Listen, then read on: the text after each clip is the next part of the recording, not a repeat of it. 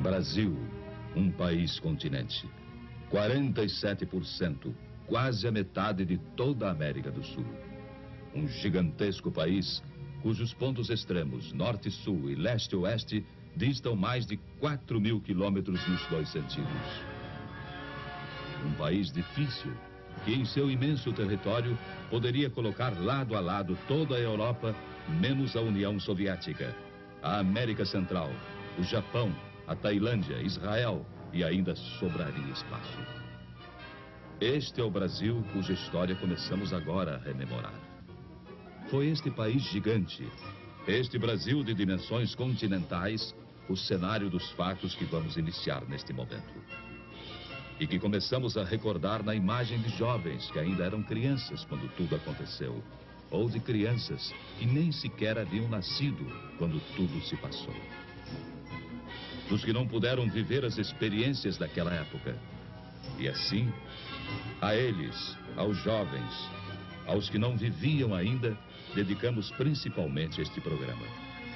Bem como a todos aqueles que aos poucos foram esquecendo os dramáticos instantes de 11 anos atrás. Quando o Brasil era outro, era o Brasil de ontem. Uma nação no momento histórico de uma gravíssima opção. E voltemos, portanto, um pouco ao passado. Sem ódios nem rancores, apenas para comparar. Foi há muito pouco tempo. Apenas 11 anos. E o Brasil sofria uma de suas piores crises. Greves sobre greves, ameaça de guerra civil, caos quase incontrolável, deterioração econômica e financeira, indisciplina invadindo os quartéis, inflação galopante, forçando para o alto, praticamente a cada semana, os preços de tudo. Foram momentos terríveis.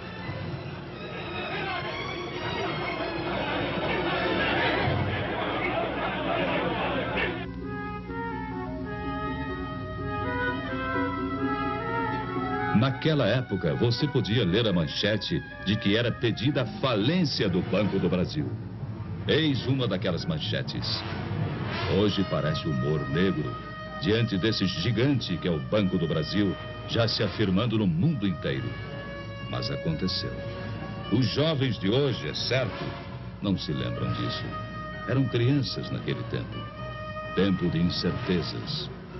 O mundo num de seus melhores períodos de prosperidade. E o Brasil, uma triste presença entre as exceções. Apontado como devedor difícil, de chapéu na mão, mendigando apoio. Pedindo o reparcelamento de compromissos financeiros vencidos. Em situação de quase insolvência. E visto por sua importância no continente como um barril de pólvora, cuja explosão levaria também o caos às nações vizinhas. O Brasil é um país enfermo, dizia-se lá fora. Será uma nova Indochina. O gigante está de joelhos. Essa é a opinião corrente. Fazendo ainda mais triste a nossa imagem pelo mundo afora. Pois o que se dizia no exterior apenas retratava nossa real situação, sem saber como seria o dia de amanhã. Ao sabor de sucessivas crises, mergulhados num cotidiano de boataria e de incertezas.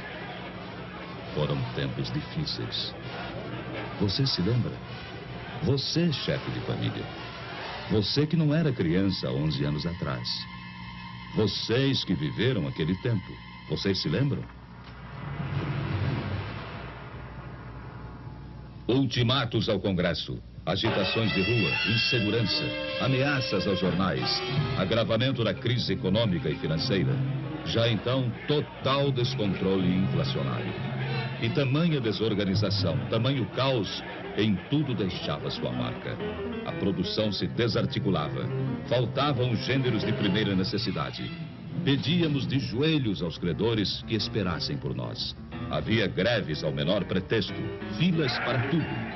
E, em última análise, quem sofria era o povo, que era levado às ruas para pedir, talvez nem ele mesmo soubesse o quê.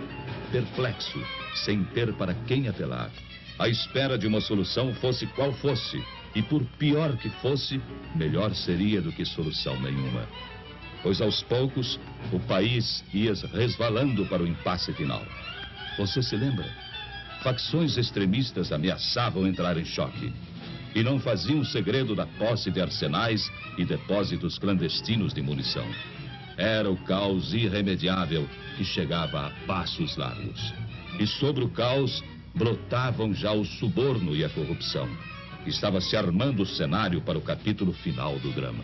Um drama de consequências imprevisíveis e que ninguém na época poderia dizer ao certo como iria terminar. Pelegos, agitadores, bajuladores e adesistas, aventureiros e por trás deles o comando vermelho dos comunistas. E até gente séria, idealista, mas iludida. Havia de tudo. Havia de tudo naquele imenso caldeirão fervente em que se transformava o Brasil. Você se lembra? Não se sabia ao certo quem estava mesmo à frente do país, quem dirigia os destinos da nação. Por isso, não podia haver comando, nem disciplina, nem ordem e nem progresso. E muitos donos se diziam os verdadeiros donos da situação. Foi há 11 anos atrás. Há apenas 11 anos. E hoje, ao documentar aquele passado ainda recente, uma pergunta chega a se impor. Como foi possível aguentar? Como o Brasil resistiu? Pense nisso. Você gostaria de voltar àqueles tempos? De experimentar as mesmas angústias? De sentir as mesmas incertezas e inseguranças? De voltar ao Brasil de ontem? De ler as mesmas manchetes e ver os mesmos espetáculos? A resposta fica com a consciência de cada um. Com a responsabilidade que todos têm diante de si mesmos e diante de todos os demais brasileiros. Março 1964. O drama brasileiro chegava ao auge. A indisciplina e a desordem acabaram por entrar nos quartéis. Desmoronava o princípio da hierarquia. E então via-se o país ameaçado de perder seu último ponto de apoio efetivo na manutenção da ordem pública. Dali em diante, nada mais que o caos absoluto, a desordem total, a violência sem freios nem medidas. E a todos se evidenciou que o Brasil caminhava para o pior. Caminhava para a guerra civil de consequências imprevisíveis. Foi há apenas 11 anos atrás. O peso do medo e da angústia já era insuportável. Falava-se em matar, em fuzilar, em destruir. A união de pelegos e comunistas afiava suas armas. E tudo indicava que nos próximos dias, ou nas próximas horas, brasileiros se lançariam contra brasileiros. No norte, no nordeste, no sul, nas cidades, no campo, em toda parte. Você se lembra? Era o Brasil de ontem. O Brasil de 11 anos atrás.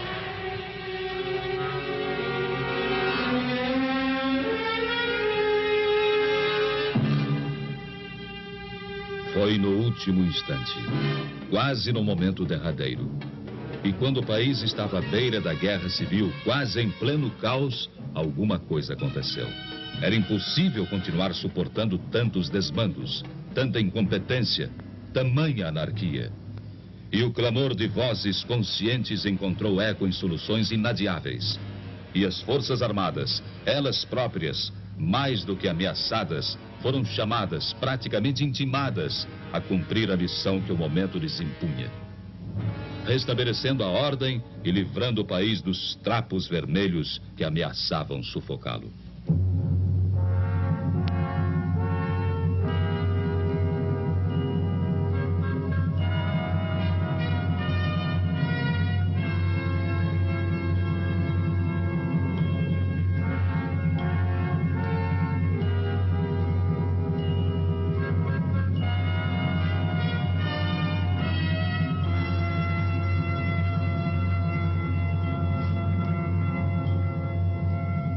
Abril de 1964.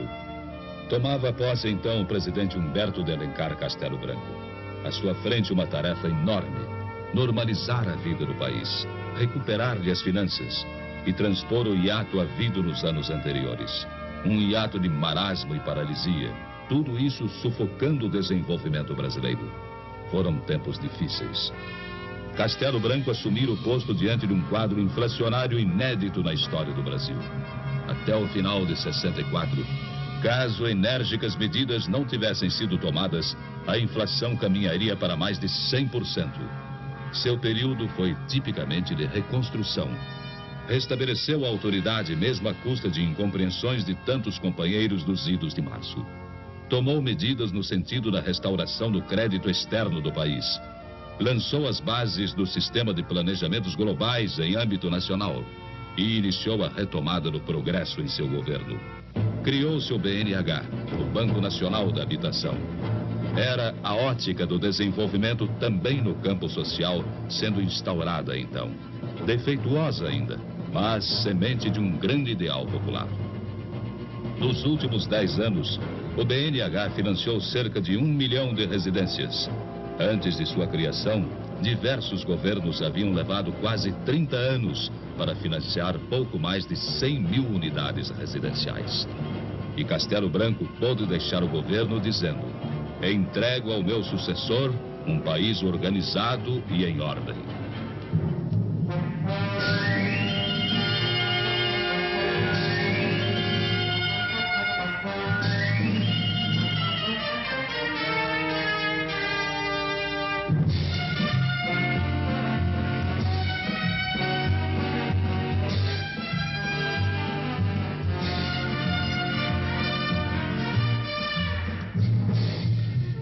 O governo Costa e Silva impulsionou ainda mais o desenvolvimento.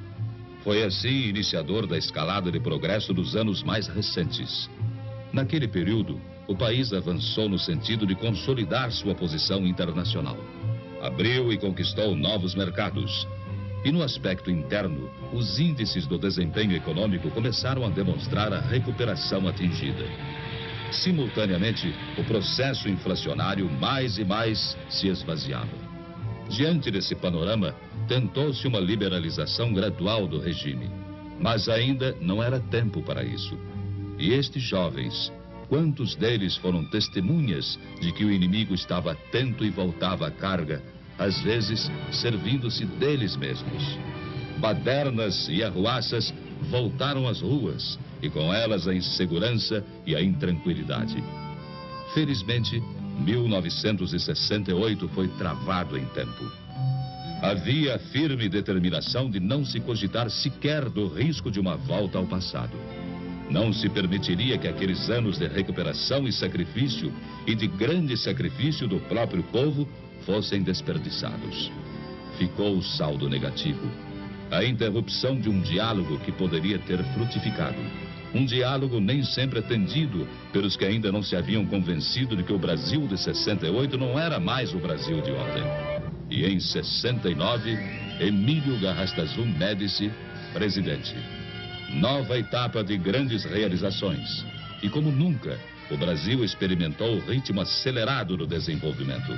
Partimos para grandes desafios. Entre eles a conquista da Amazônia, até então praticamente intocada, embora muito falada na voz dos demagogos. Foi lançado o Plano de Integração Nacional. E a Transamazônica tornou-se um marco da histórica decisão de conquistar a Amazônia definitivamente para o território brasileiro.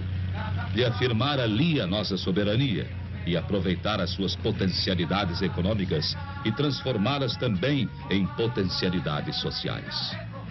Transamazônica, as 200 milhas de mar territorial, o Proterra, o PIS e o PASEP na área social, criando instrumentos financeiros de complementação do patrimônio de trabalhadores e funcionários. No governo Médici, lançou-se o primeiro Plano Nacional de Desenvolvimento. Suas metas foram quase todas superadas. E aquele primeiro plano encontra agora sequência no segundo Plano Nacional de Desenvolvimento. Isto demonstra a continuidade de objetivos de desenvolvimento entre os governos da Revolução. Continuidade, sim, mas continuismo, nunca. Continuidade de propósitos, mas jamais continuismo de pessoas ou lideranças carismáticas. Cada presidente da Revolução, em períodos certos, passando a outras mãos o bastão de comando. E veio a posse de Ernesto Geisel, o quarto presidente brasileiro desde os idos de 64. Ao lançar o segundo Plano Nacional de Desenvolvimento, seu governo deixou clara a preocupação social dos objetivos visados.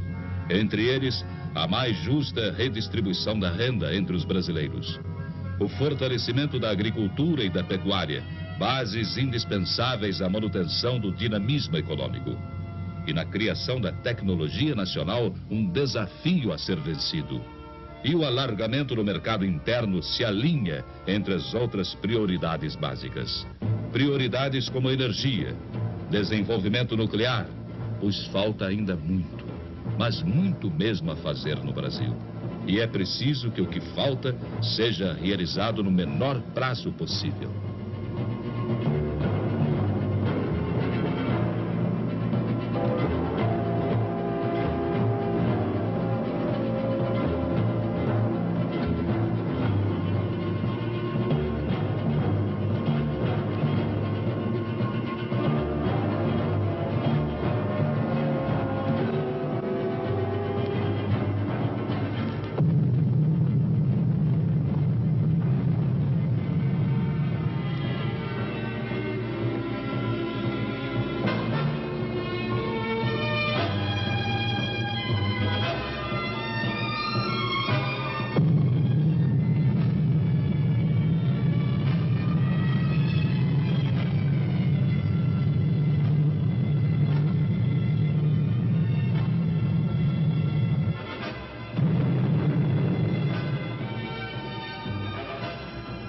As explosões do minério de ferro, o sinal de partida de novos tempos.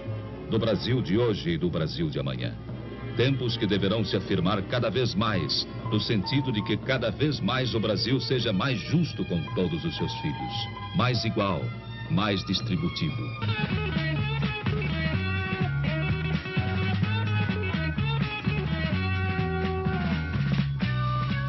Em 64, a produção de aço era de 2.800.000 toneladas.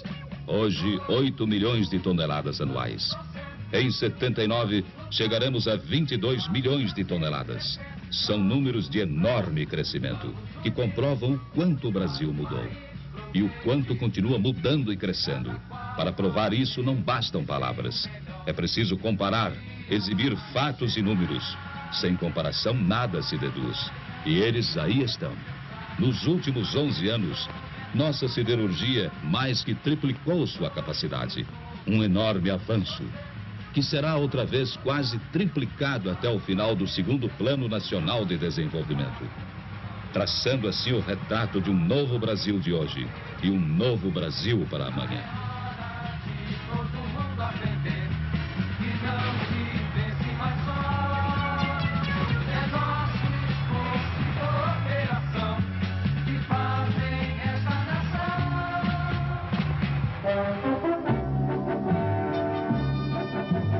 Há apenas 11 anos, nossa potência instalada era de 6.800.000 quilowatts. 74, 17 milhões. E até 1980, no final desta década, chegaremos aos 28 milhões de quilowatts. Sem energia não há desenvolvimento.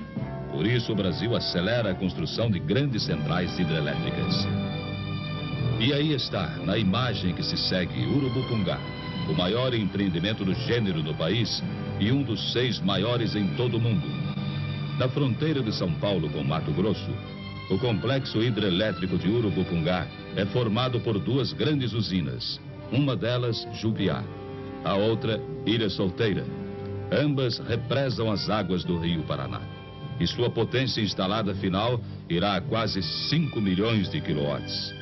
Ainda no mesmo rio, o Brasil e o Paraguai iniciarão em breve as obras da maior hidrelétrica de todo o mundo, a usina de Itaipu, no gigantismo de uma capacidade instalada entre 10 e 12 milhões de quilowatts. São números do Brasil de hoje e do Brasil de amanhã. Um país que busca também, no átomo, fontes de energia para uma crescente demanda futura. Em Angra dos Reis, estado do Rio de Janeiro, estamos construindo nossa primeira usina nuclear. Mais 2 serão lá instaladas. E outras a seguir virão se incorporar ao parque energético do país. Pois não demorará muito e o consumo de energia terá esgotado a capacidade de suprimento hidrelétrico. Assim, a médio e longo prazos, a alternativa é o átomo. E até o ano 2000, grande parte da energia consumida no Brasil será de origem nuclear.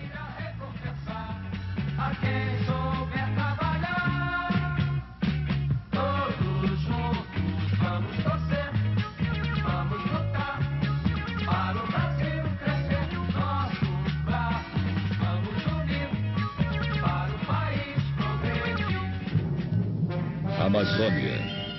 Ela representa 59%, ou seja, mais da metade do nosso território. Era preciso incorporá-la definitivamente ao Brasil. E para isso estão sendo abertos 17 mil quilômetros de estradas na região. É a malha rodoviária de integração da Amazônia. Um gigantesco e notável esforço de conquista. Dos 17 mil quilômetros, 12 mil já estão prontos. E tudo isso foi feito num prazo recorde. Feito por você brasileiro, nos últimos 5 anos. Provando assim que afinal estamos sabendo ter pressa. Pressa que é sinônimo de reconhecimento do quanto falta realizar. E do quanto o Brasil precisa ainda de trabalho, de esforço para queimar etapas na construção de seu futuro. A Transamazônica, estrada que desfechou grande esforço de conquista, tem cerca de 6 mil quilômetros. Essa distância equivale a um percurso semelhante ao que liga Lisboa a Moscou. E somente isso dá uma boa medida do seu significado. Transamazônica, Perimetral Norte, Cuiabá-Santarém, Manaus-Porto Velho, Manaus-Boa Vista. Estradas que são vanguarda de colonização e que abrem caminho à descoberta de fabulosas riquezas minerais. Assim como a implantação de grandes projetos pecuários e madeireiros. É a Amazônia, por fim, se incorporando efetivamente ao Brasil. É a Amazônia do urânio, dos não ferrosos. É a Amazônia do Brasil de hoje. 1964, 183 mil veículos produzidos. Este ano, mais de 1 milhão. São números que representam 2 Brasis, o de ontem e o de hoje. Não que o de agora seja perfeito. Falta muito, mas muito mesmo, para que nos aproximemos do que o povo precisa. Mas o importante é que se trabalha para isso. Cruzar os braços ou lamentar o que falta, em nada melhora a situação. A mentalidade de outros tempos, o palavrório e a demagogia não voltarão. Não podem esconder a verdade dos fatos. E hoje, quando comparamos presente e passado e reconhecemos que não estamos nem na metade do caminho, que dizer de há 11 anos atrás?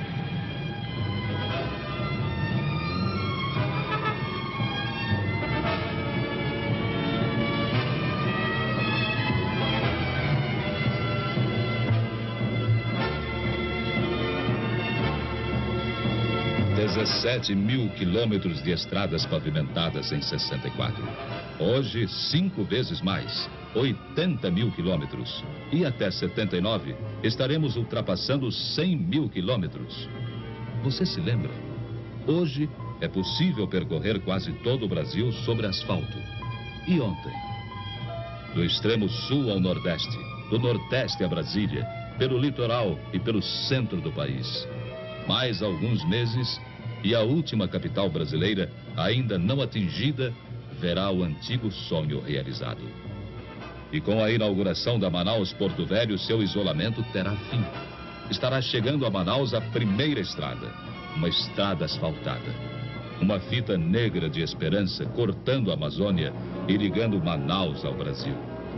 E recuperamos as ferrovias, agora prioridade número 1 na política de transportes. Muito breve, a nova ligação São Paulo-Belo Horizonte verá suas obras iniciadas. Surgirá assim a Ferrovia do Minério, eletrificada de ponta a ponta, colocando nosso país entre aqueles que possuem traçados ferroviários de primeira categoria.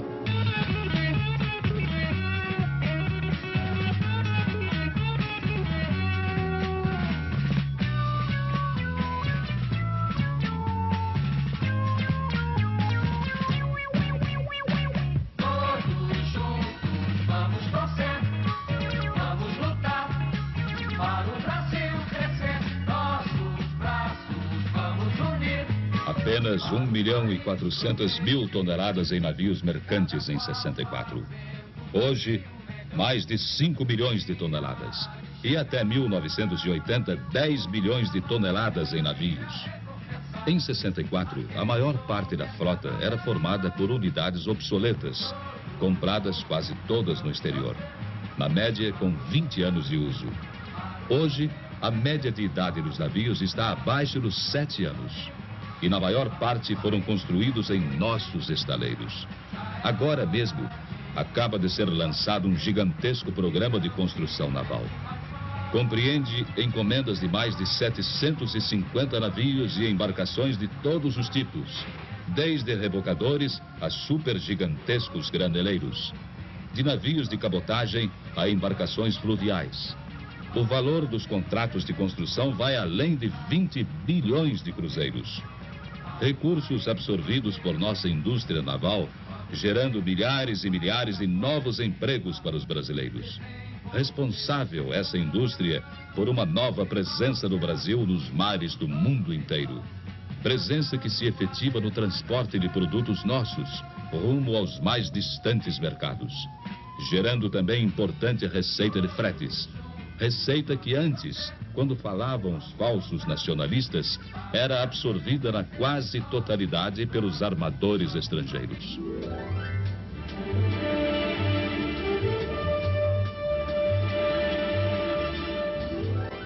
(1964) Exportações, 1 bilhão e 400 milhões de dólares.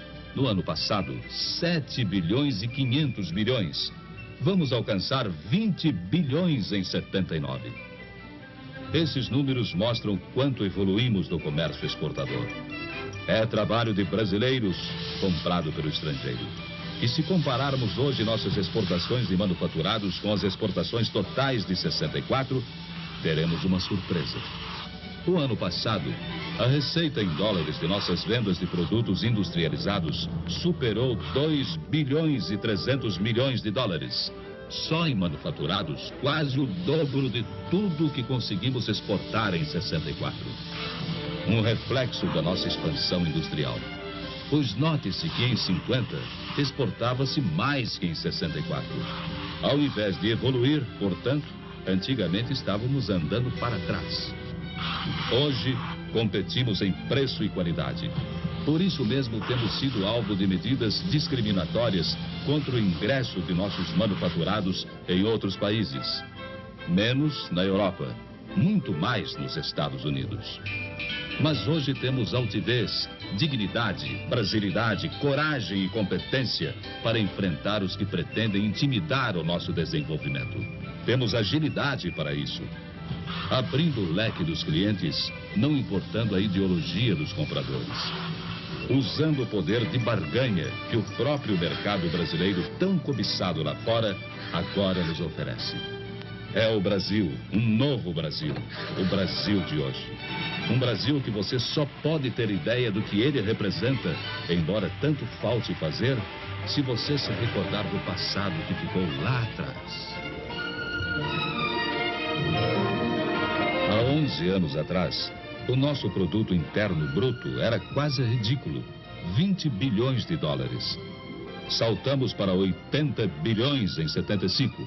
Chegaremos aos 125 bilhões em 79, quando estiver cumprida a etapa do segundo Plano Nacional de Desenvolvimento. O produto interno bruto é o retrato do que se produz no país. Daí a sua importância como forma de avaliação. Avaliação que corresponde a um diagnóstico nem sempre agradável. Mas daqui por diante, nas duas últimas partes deste documento, preparem-se para ver e ouvir também coisas não muito agradáveis. Infelizmente, verdadeiras ainda. Pois este documento sincero, honesto, produto de pesquisa, é o documento de um país que se renova e que por isso não teme a verdade. Em 64, crescíamos apenas no produto interno bruto em 2,9%. Em 74, 10% de expansão no produto interno bruto. É qualquer coisa de espetacular. quando o Japão, no ano passado, chegou a um crescimento zero. Quando os níveis de desemprego nos Estados Unidos vão a 8 milhões de pessoas. E quando o mundo, premido pela crise do petróleo, se debate em profunda convulsão econômica. Você imaginou o que nos teria acontecido se essa crise fosse há 11 anos atrás? Nem é bom pensar. Claro, o fato de estarmos conseguindo hoje suportá-la, com os preços do petróleo em níveis recordes, com a inflação que importamos dos produtos lá fora adquiridos, mostra capacidade de resistência. Mostra que percorremos um longo caminho nos últimos 11 anos. Mas é também advertência, no sentido de que precisamos até mesmo percorrer um caminho bem mais longo, para que nosso povo não seja tão pobre como ainda é. E para que nos tornemos cada vez menos vulneráveis às crises do mundo de hoje. Crises que não respeitam fronteiras, que não se detêm ante ideologias e que não permitem a vã ilusão de que escaparemos sem danos aos seus efeitos.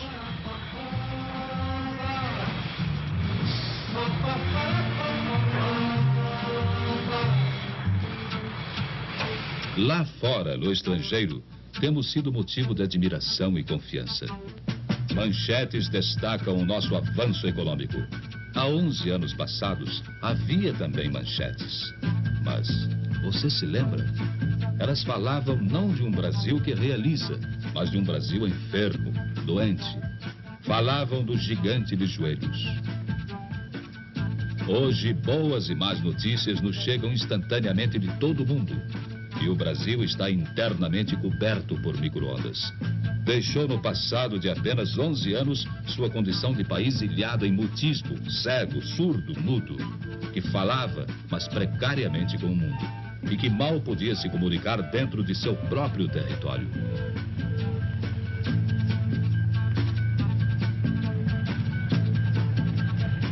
O segundo Plano Nacional de Desenvolvimento estabelece a meta de 8% anuais de expansão para o setor agrícola e pecuário. E os investimentos na atividade rural irão acima de 100 bilhões de cruzeiros. O objetivo maior é o de dar técnica ao trabalho do campo, virtualmente triplicando até 79 o uso de equipamentos, matrizes, adubos e defensivos.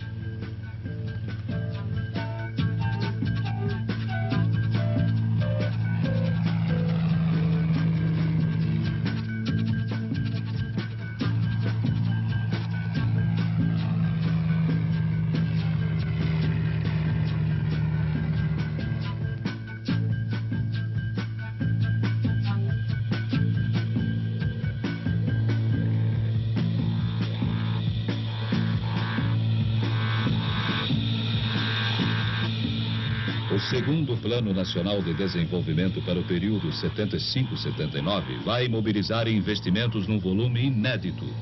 Atentem para o gigantismo destes números. 1,750 bilhões de cruzeiros. A maior parte destinada diretamente ao homem, a você, a todos nós. Em educação, saúde pública, assistência médica, saneamento, nutrição, trabalho e treinamento profissional, serão aplicados 267 bilhões de cruzeiros. Em habitação, previdência, PIS e PASEP, 384 bilhões. E no desenvolvimento social urbano, 110 bilhões. Total, quase 800 bilhões de cruzeiros, bem próximo da metade das inversões programadas pelo segundo Plano Nacional de Desenvolvimento. Agora, a maior entre todas as prioridades está na elevação do status do homem brasileiro, para que ele tenha mais saúde, bem-estar, nível de vida e possa assim melhorar, participando do enorme esforço de construção de um grande país. Se dividíssemos o bolo da renda nacional, o produto interno bruto, cada brasileiro teria em 64, teoricamente é lógico, 240 dólares. Essa divisão teórica nos daria hoje 750 dólares. E o objetivo é fazer com que vá além de 1.000 dólares em 79. Muito pouco ainda, mas alguma coisa comparando com o passado. O segundo Plano Nacional de Desenvolvimento dá especial destaque à participação do homem brasileiro na riqueza nacional. E enfatiza a necessidade de melhorar a qualquer preço a distribuição da renda. E não aceita as teses de que primeiro é preciso criar riqueza para depois distribuí-la. Ao contrário, defende a distribuição simultânea ao crescimento econômico e sem prejuízo deste. E há à frente de tudo isso a determinação incisiva de tentar por todos os meios acabar com as distorções que vêm se acumulando na questão da renda.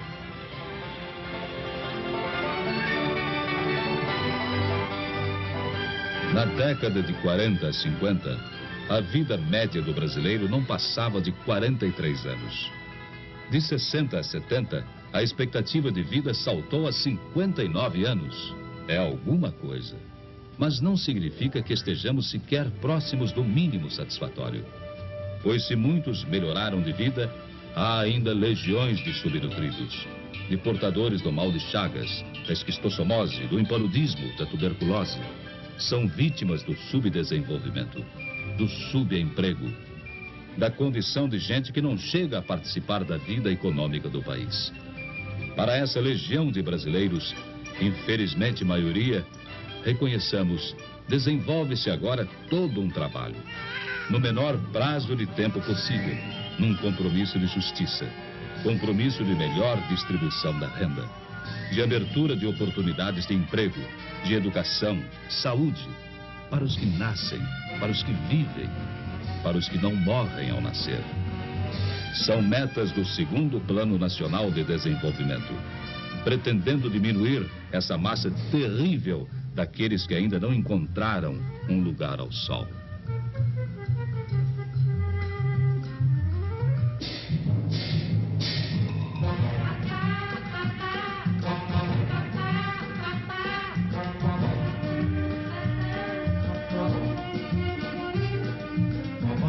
Milhões e 500 mil estudantes no primeiro e segundo graus de ensino e na universidade.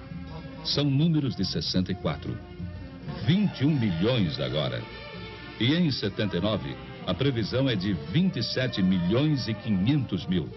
Até lá também, o Programa de Desenvolvimento Científico e Tecnológico vai receber verbas inéditas. E assim, estaremos criando know-how nosso em inúmeras áreas indispensáveis ao desenvolvimento. O investimento em educação e tecnologia tem um retorno veloz e inestimável na aceleração do desenvolvimento. Cria-se com isso um poderoso fator de realimentação do progresso, o que vale dizer e definir como sendo um círculo virtuoso, virtuoso mesmo. Mais educação, mais tecnologia, igual a mais progresso, maior atividade econômica, mais empregos e maior bem-estar.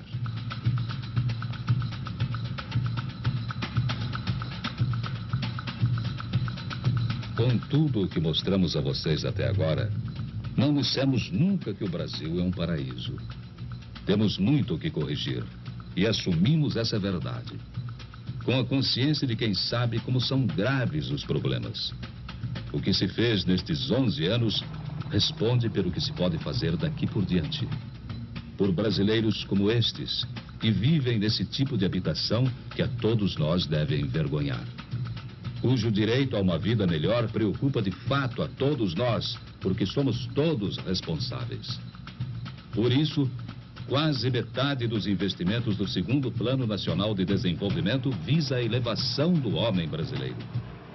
Há 11 anos atrás, cerca de 40% de nossa população acima dos 15 anos de idade era de analfabetos. Hoje, esse percentual caiu à metade, ficando em torno de 20%.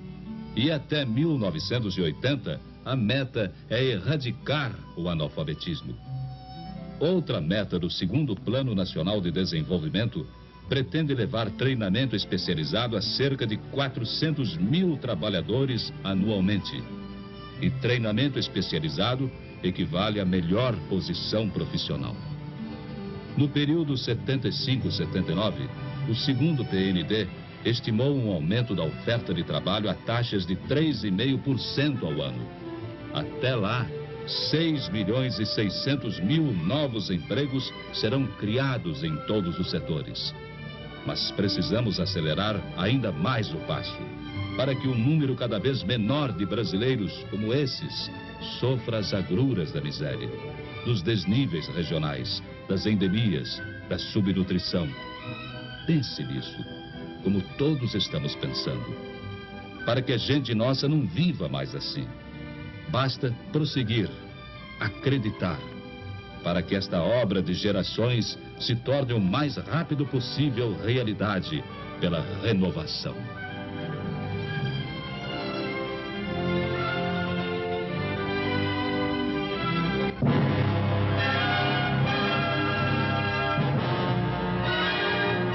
E diante de tudo isso, abra uma janela para o mundo.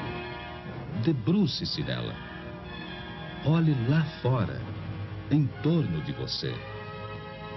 Porque abrindo uma janela para o mundo, é que você pode, pela comparação, sentir que todos os dramas que vivemos, sentir que tudo aquilo contra o que protestamos, sentir que, de fato, se este país ainda tem tanto por fazer, é preciso que se faça alguma coisa para acreditar no que falta diante do que se fez. Na violência que impera lá fora, em tudo aquilo que se pratica contra a dignidade da pessoa humana, nas minorias treinadas, preparadas, determinadas a liquidar as maiorias, iludindo-as com uma falsa ideologia, acreditemos em nós um pouco e pensemos: ai de nós se essa violência aqui imperasse. Ai de nós se o ódio se transformasse de fato na motivação de vida, para não dizer de morte, dos brasileiros. E em meio a tudo o que se passa lá fora, na janela em que você deve se debruçar, pense duas vezes. Pense bem. O exemplo que nos mandam e tudo aquilo que sentimos de amargura, de terror, de pânico, de morte, de ódio, de retaliação, tudo isso não pode, não deve, não entrará no Brasil. Já é alguma coisa. Para que possamos, com a nossa ordem, com a nossa paz, com a nossa dignidade, evitar que daqui para fora alguém de lá possa olhar para nós como nós olhamos para lá. É assim, brasileiros, que neste depoimento verdade, queremos que você veja que se nosso país ainda não é o paraíso que desejávamos, Deus nos livre de vir a ser o inferno que lá de fora nos mostram em todos os setores do mundo.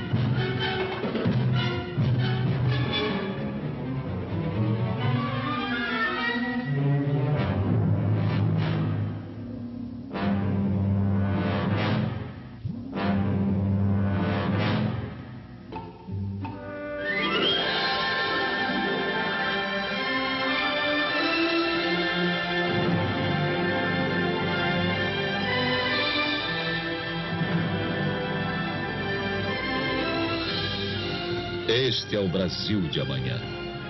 Este é um Brasil diferente daquilo que vem lá de fora. Este é um Brasil que precisa de nós. Na massa humana que compõe esta população de mistura de raças, onde ninguém mata ninguém por ser preto ou branco, onde ninguém mata ninguém por ser protestante, espírita ou católico, onde todos se juntam, onde todos vivem com problemas incríveis e terríveis ainda, mas juntam-se porque têm esperança. E sabem que o ódio não leva a nada, que a violência gera violência, e que, graças a Deus, há por que confiar neste país. E se tudo aquilo que aqui mostramos, num depoimento verdade, valeu por alguma coisa, nestas palavras finais, a nossa certeza de que todos nós, discordando nos limites da discordância digna e respeitosa, possamos, pelo debate livre e consciente, encontrar nossas próprias soluções dentro de casa, porque certamente se assim agirmos, e se como brasileiros que somos, trocarmos ideias e só ideias, será possível alcançar a meta final de levar todo esse desenvolvimento dos últimos 10 anos à população inteira. E acreditar mais do que nunca que os brasileiros que fizeram o que se fez neste decênio poderão muito e muito mais fazer se juntos e unidos tiverem forças, confiança e esperança de que o objetivo desejado da felicidade cada vez maior do povo brasileiro se torne muito breve uma grande realidade.